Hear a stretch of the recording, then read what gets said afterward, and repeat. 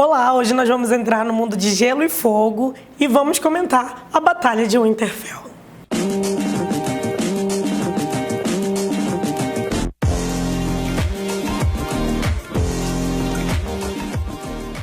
Depois de tanta espera, finalmente veio aquele episódio que todo mundo criou o maior hype, porque era o maior tempo de gravação de uma batalha já feita, e a gente teve um resultado mais ou menos, assim, pra ser honesto.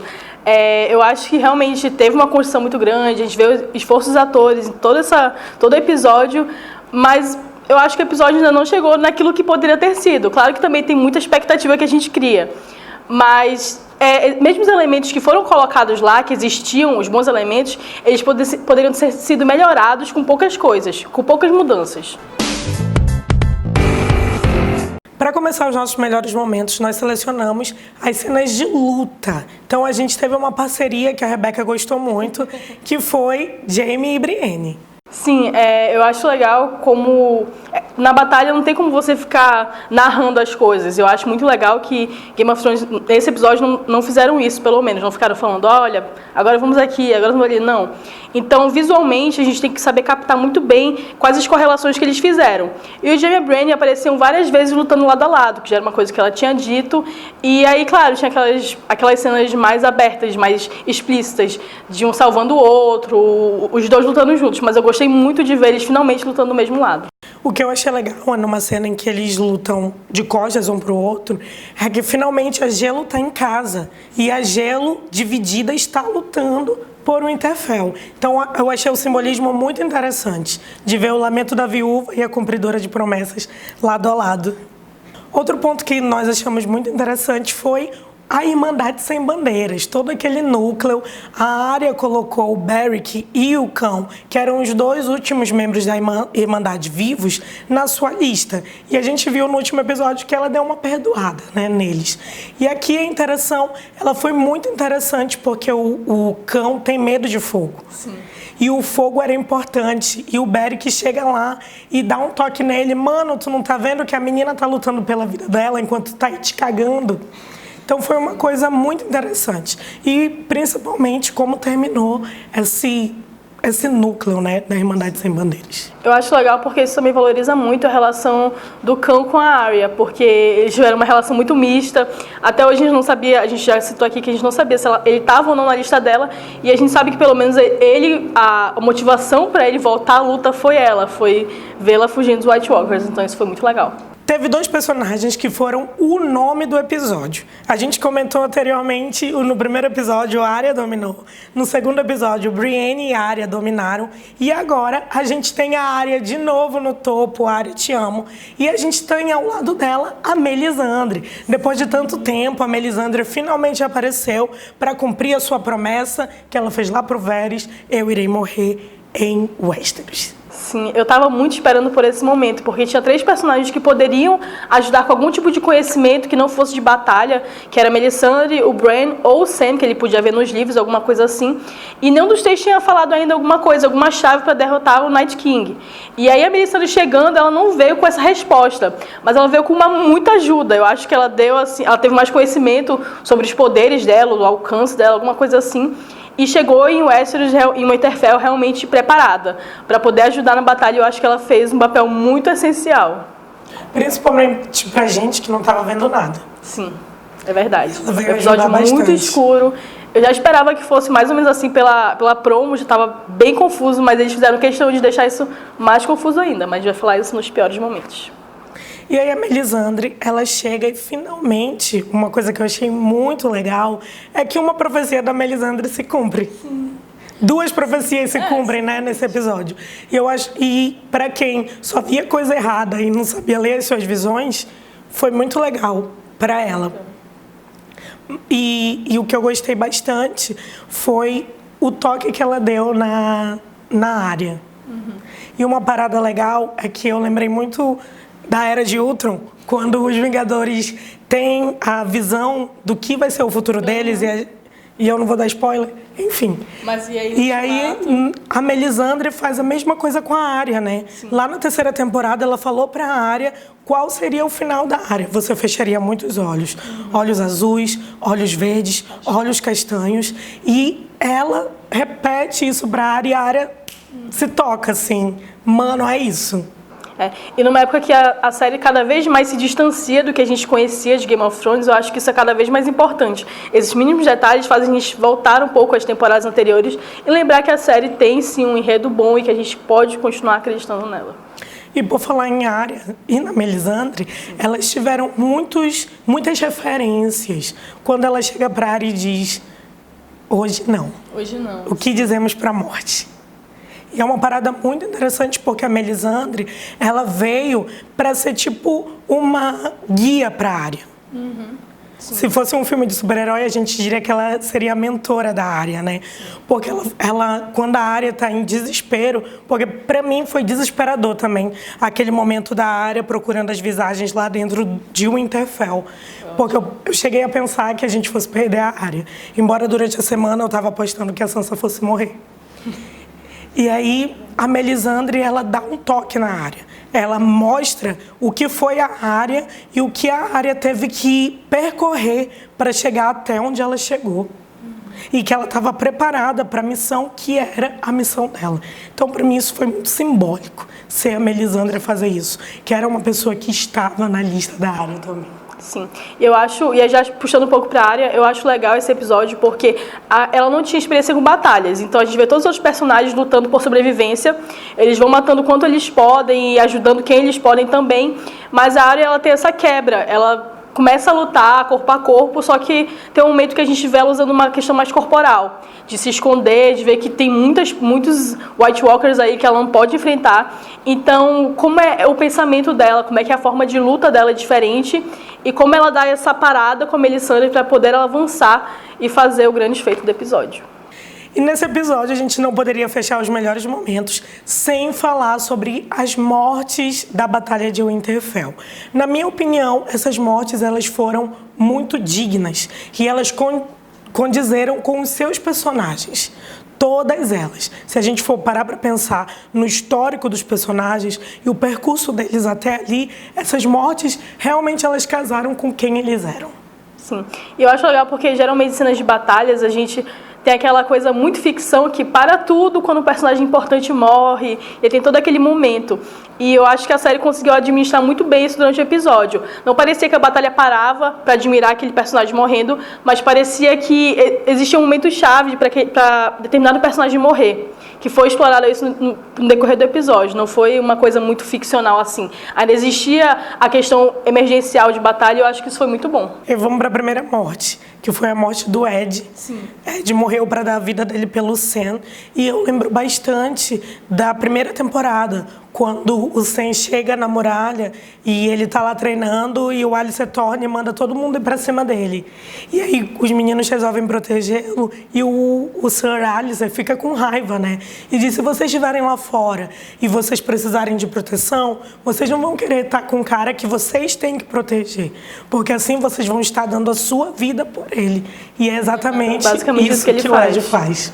E eu acho que isso foi um exemplo, porque inicialmente eu achei que foi uma morte muito rápida, mas depois a gente tem aquele cenário, não pode se alongar muito, e mesmo assim a gente vê que ele morre para proteger o Sam. E a segunda morte que a gente tem, para mim foi muito dolorida. Eu confesso que na hora, assim, a minha garganta fechou e caiu uma lágrima, que foi a morte da Lyanna. Sim, maravilhosa. Para mim foi um dos melhores, acho que foi o melhor momento do episódio para mim. Por gostar da personagem e a forma como ela conseguiu administrar a situação de matar o gigante, mesmo já quase morta, pra mim foi incrível. Não tem aquele meme, eu caio, mas eu caio atirando? Sim. Essa é a Lyanna Mormont.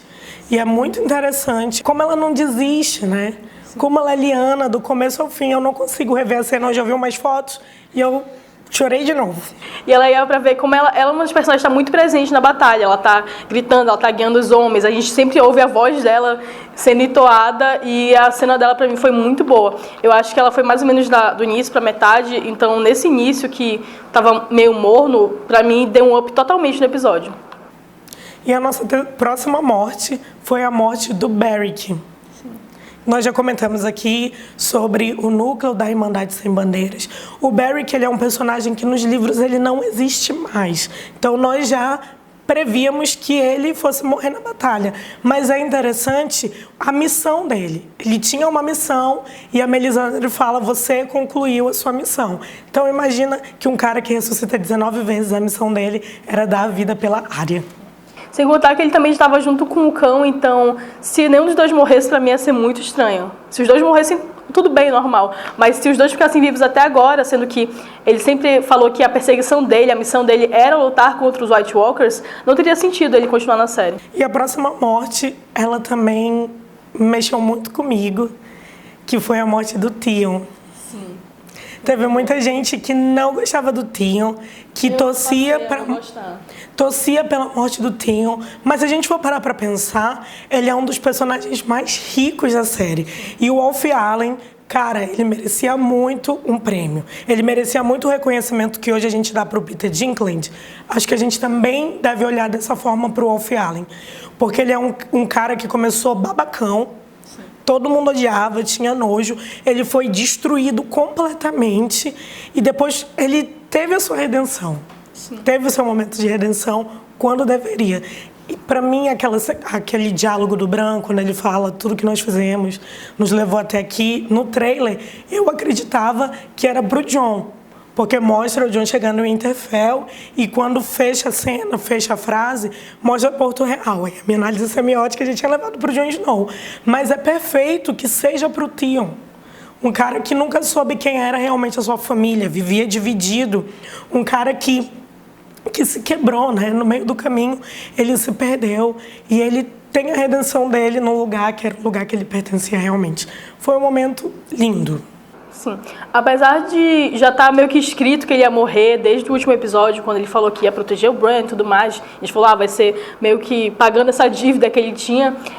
Eu acho que foi muito bonito o momento que ele estava ali com o Bran, como ele estava lutando. Até os momentos finais dele também foram muito bons. E apesar de também não gostar muito do Theon, depois de algumas temporadas, eu preciso admitir que o personagem realmente tem uma construção psicológica muito rica na série, que eu acho que poucos personagens têm. Porque a gente... E aí é a parte de não gostar dele, porque às vezes não tem paciência de acompanhar essas nuances, de falar, pô, ele tá muito chato, ou então, pô, ele é muito babaca, agora não sei o quê. Não, ele demora. E eu acho que é um dos poucos personagens que realmente mostra o impacto do cenário que existe em Game of Thrones, de guerra e tudo mais. Eu acho que ele mostra isso verdadeiramente e demora um pouco, como é normal. E a outra morte, a gente já tinha comentado no nosso vídeo de palpites de morte para essa temporada, que você pode assistir, o link tá aqui na descrição, foi a do Jorah. Sim. Jorah morreu nos braços da sua Khaleesi. Foi um final digno. Foi muito bonito. E para completar, eles colocaram um dragão ali para ornar o quadro. Acho que ficou muito bonita essa cena. E como ele morreu lutando por ela, né? Apesar, eu acho que era uma coisa que já vinha na minha cabeça, que a Daenerys, se ela caísse do dragão, ela não sabia se proteger. E aparece durante o episódio que ele meio que estava atrás dela. Ele sabia que isso poderia acontecer, basicamente. Ele estava atrás da Khaleesi dele. E é basicamente para isso que ele serve. Ele continua lutando até proteger. Mas é verdade. E a última morte, para fechar o episódio, a morte do episódio, porque tem uma galera aí que a gente não sabe se está vivo ou não. Ghost, por exemplo. É a Melisandre. Melisandre falou pro Davos, o Davos abriu o portão para Melisandre, e isso é muito simbólico e significativo, porque foi o Davos que fez o Jon expulsar Melisandre e dizer para Melisandre nunca mais pisar ali em Winterfell, senão ela seria morta. E o Davos mesmo mataria ela. E o Davos que diz, abram os portões para ela. Sim. E aí a Melisandre morreu realmente naquela batalha. Quando os primeiros raios do sol estavam subindo, a Melisandre estava virando fumaça. Poeira. Eu esperava muito sacrifício. Eu acho que ela colocou fogo em tantas pessoas na série, que eu acho que seria ótimo a gente ver ela pegando fogo também por uma razão maior, um motivo maior, mas acabou sendo um final bem bonito, mesmo não sendo o que eu gostaria, acho que foi bem bonito, porque ela basicamente disse, meu dever está cumprido, eu estou cansada, eu tenho essa aparência aqui, mas se eu tirar uma colar, sou uma pessoa velha, vou virar poeira, então acho que ela cumpriu a missão dela, ela já não existia mais da forma que a missão dela era aquela, e terminando, era isso. E para a gente fechar os melhores momentos, nós não poderíamos deixar de exaltar o diretor desse episódio. Apesar de ter alguns probleminhas que a gente vai citar na próxima parte do vídeo, mas ele dirigiu algumas das melhores batalhas, que foi a de Hardhome e a Batalha dos Bastardos. E um dos melhores episódios da série, que é Winds of Winter. E a gente vê muito da Batalha dos Bastardos e de Winds of Winter nesse episódio de Game of Thrones. Para começar, que toda aquela sequência do Jaime e do Jorah, quando ele sai, que ele tá na dianteira, né? É muito semelhante a Batalha dos Bastardos, a como ele faz o plano sequência dessa batalha. E a mesma coreografia, a mesma dança, a gente pode ver os reflexos aqui nesse episódio. E do Winds of Winter, teve muita gente que comentou que a melhor parte do episódio foi quando a música começou a tocar. E é uma coisa que, quando o septo de Baelor tá para explodir, em vez de a gente sentir aquela tensão de que vem um momento ruim, né? A gente ouve uma música que é totalmente o oposto disso, mas ela gera tensão justamente por esse contraponto, né? Por esse contraste. E aqui nesse episódio ele trabalha mais uma vez dessa forma. Para mim foi muito interessante ver isso. E também é legal como o diretor ele sempre brinca com a expectativa do público. Na Batalha dos Bastardos ele sempre faz aquela coisa com o Rickon das flechas. Na terceira flecha, que geralmente é o usual, ele não atinge o Rickon. Então a gente espera que fosse na terceira, que na terceira ele acertasse, ele erra. Então isso deixa a gente mais ansioso ainda. Eu vi isso muito no início do episódio, quando ele uma hora ganha, uma hora perde, uma hora ganha, e o silêncio muito grande. E o fato da gente não ver exatamente o que está acontecendo também brincou muito com a expectativa. O que está acontecendo ali? São só White Walkers ou tem alguma coisa a mais? O que o Night King trouxe, sabe? Eu acho que isso foi muito bom no início do episódio, para não ser tão parado assim, até porque é 1h30 de episódio, então não poderia acontecer toda a guerra ali, tinha que continuar rolando. A gente precisa citar a escuridão do episódio. Por mais que o diretor tenha sido muito bom, a gente precisa lembrar disso, dessa falha técnica, vamos colocar assim. A fotografia estava muito interessante, mas estava muito escura. A iluminação estava muito escura e tinha momentos que não dava para a gente discernir o que estava acontecendo. Pois é, eu acho que esse é o principal defeito, porque a gente sabe que, tudo bem, é a longa noite, vem com o Night King, então é esperado que seja mais escuro. Também está nevando no Winterfell, todo o cenário ele já é um pouco caótico. Mas aí, como as cenas foram construídas, eu acho, um pouco da fotografia também, para mim, faltou muito, para ter um entendimento maior para o público. Porque tudo bem que a gente vai ver uma coisa mais de guerra, como a gente vê na Batalha dos Bastardos, que é uma câmera tremida, aquela ação toda acontecendo de forma desorganizada, digamos assim, apesar de ser coreografado. Mas da forma que foi feita no episódio, nesse terceiro episódio, foi bem difícil visualmente de até se emocionar. Por exemplo, para mim, principalmente na parte dos dragões, que era a parte aérea principal, e eu não tive muito entendimento do que estava acontecendo. Depois voltei a assistir o episódio para entender melhor. Mas até mesmo as emoções que estavam passando entre o Jon e a Daenerys, a falta de comunicação que eles tinham, para mim, também foi uma falta de comunicação muito grande comigo. Visualmente, até porque eles não se falam, mas principalmente visual. Acho que essa falta de comunicação deles foi uma coisa latente, prejudicial para o episódio. Não é nem tão prejudicial assim pra gente. Pra gente é claro, porque nós não entendemos, né? Mas pra construção da narrativa foi muito ruim. Porque eu tiraria aquela cena dos dragões inteira. Porque é uma coisa que não dá para entender. Uma hora eles estão voando por sobre as nuvens, aí tu pensa, será que o Viserion tá lá sobrevoando também? O que aconteceu com o Rhaegar, que o Jon tava em cima? A gente não tem muita noção dessa cena dos dragões, justamente por essa iluminação. E poderia ter sido um momento, assim, icônico da série. A gente vê 2 dragões, o dragão do gelo e o dragão do fogo, batalhando, cada um soltando o seu fogo, sabe? Fazendo uma cena linda. E aí, por exemplo, o Rhaegar com o Jon vindo e acabando com o Viserion também, juntos. Podia ser uma cena maravilhosa. E acabou que não aconteceu isso. A gente não viu, acho que nem um pouco do que poderia ter sido.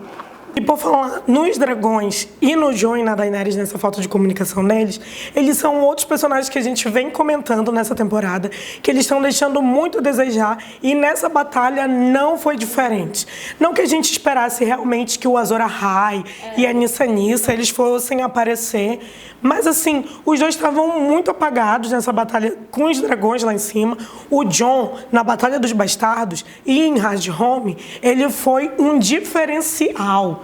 O Jon precisava estar no chão, porque ele é um dos melhores espadachins de Westeros atualmente, já que a maioria da galera morreu. E ele precisava estar lá no chão, empunhando a garra longa. O que ele ia fazer com a garra longa no céu? Pois é aquela coisa, quando você adquire um poder novo, como já nos super-heróis, mas quando você tem alguma característica nova, por exemplo, voar no dragão, então é uma coisa que vai te beneficiar no que você já é bom, e não tirar totalmente suas qualidades. Então, por exemplo, se o Jon luta muito bem, ele está em cima do dragão, ele pode ter uma visão que outras pessoas não têm. Então, ele pode falar, não, eu vou ali ordenar aquele pessoal, que eles estão meio perdidos, para ajudar na batalha. E não é isso que acontece. A gente pouco vê ele no chão. Eu me decepcionei muito com o Jon nesse episódio, porque eu esperava que ele pelo menos matasse um White Walker mais importante, um dos chefes, sabe? Que eles têm o cabelo grande. Sim, o filho do Craster, porque assim, ele tem história com os White Walkers e ele é um personagem muito importante. Essa é a luta dele, basicamente. Não era uma luta da Daenerys, por exemplo, era uma luta dele.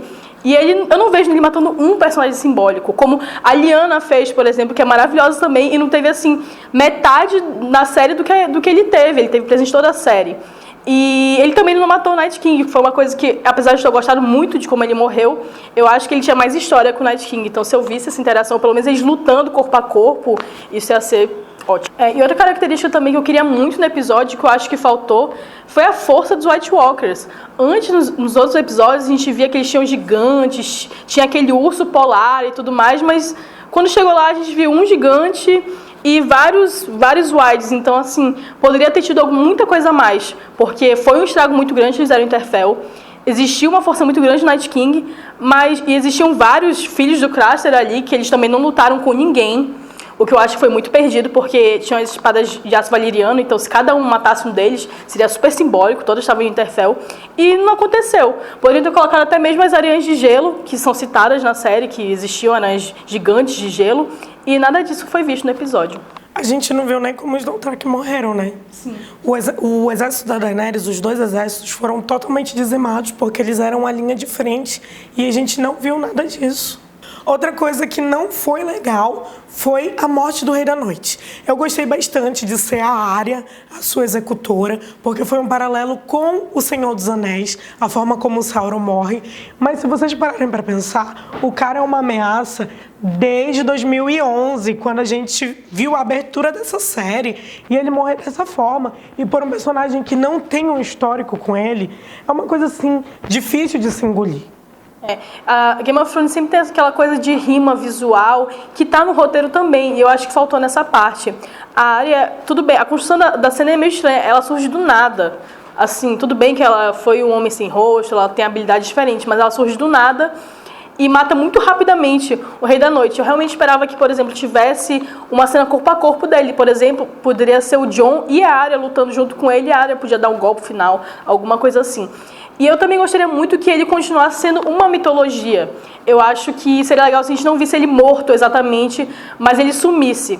Porque eu acho que sempre manteria aquele ritmo de que existe uma questão urgente. Existe um grande mal. Existe um grande mal, existe uma mitologia ainda. Eu acho que talvez ainda exista. Não acabe com o Rei da Noite, entendeu? Mas eu acho que ele deveria esse fim enigmático, acho que seria muito melhor, porque eu acho que manteria a tradição de Winterfell muito viva, por exemplo, a questão de reconstruir a muralha, continuar a muralha, para mim seria um ponto muito importante, de não voltar ao que era antes no início da série, onde tinha essa questão, mas de saber que realmente existe e de que a qualquer momento, que ninguém está salvo, que o Winter is coming mesmo.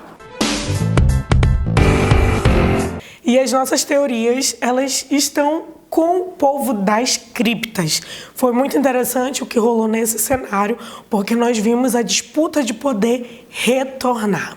Sim, foi uma parte muito singela do episódio, mas principalmente nos diálogos entre a Sansa e o Tyrion, essa questão ainda teve presente.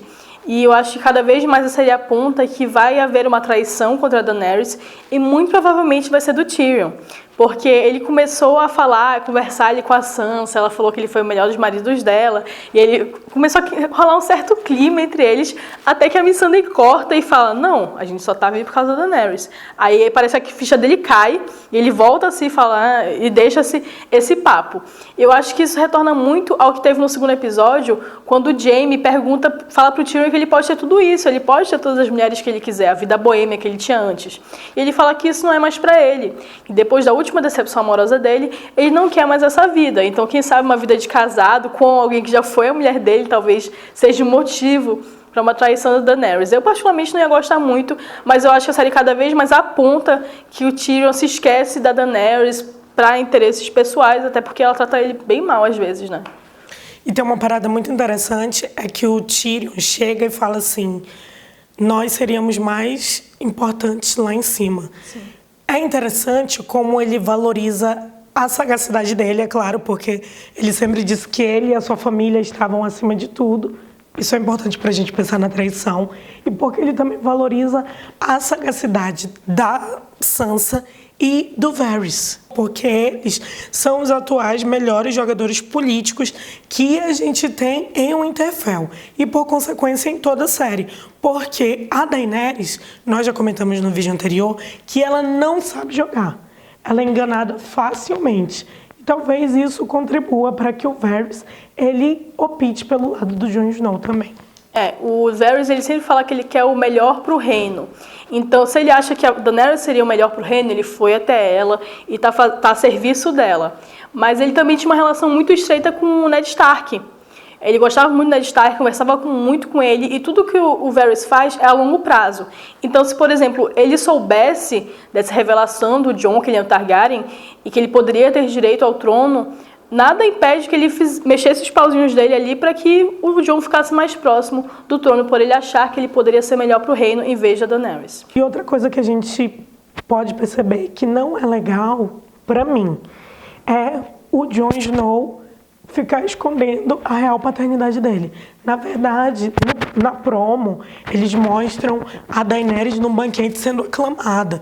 Para mim, essa não é uma parada interessante. Tudo bem que a Daenerys abdicou da guerra dela para ir até o Winterfell e lutar contra os mortos. Mas a Daenerys, ela não foi o grande nome do episódio. A Daenerys não foi o grande nome da batalha. Se é para alguém ser louvado, exaltado, que seja a Arya, que foi quem definiu a batalha, quem foi lá e deu um nocaute. E também tem aquela coisa de que o Jon Snow, assim como o Beric, ele reviveu por algum motivo, por algum bem maior. E se esse bem maior não foi ele morrer contra os White Walkers, ele não cumpriu ainda, então qual vai ser o objetivo dele? Vai ser rei, vai ter o Trono de Ferro, vai ser desfazer tudo isso? Ou quem sabe gerar o herdeiro com a Daenerys para ser a perfeição do Trono de Ferro nessa fanfic? Olha, eu era uma pessoa muito Daenerys, eu já tô deixando de ser Daenerys porque essa temporada me jogou um balde de água fria, assim. E eu não posso aceitar que o Jon tenha ressuscitado para gerar herdeiros Targaryens e a casa Targaryen continuar. Até porque Zumbi de Fogo não tem espermatozoide. Como é que ele vai fazer esse bebê? Crepúsculo de novo é como referência. E aí, quais foram os melhores momentos pra vocês? E quais coisas mais incomodaram nesse episódio? Comenta aqui com a gente, enquanto nós estamos ansiosos para o próximo episódio. Sim, semana que vem vai ter vídeo novo, então se inscreva no nosso canal e não deixe de ver os vídeos toda semana. Até a próxima!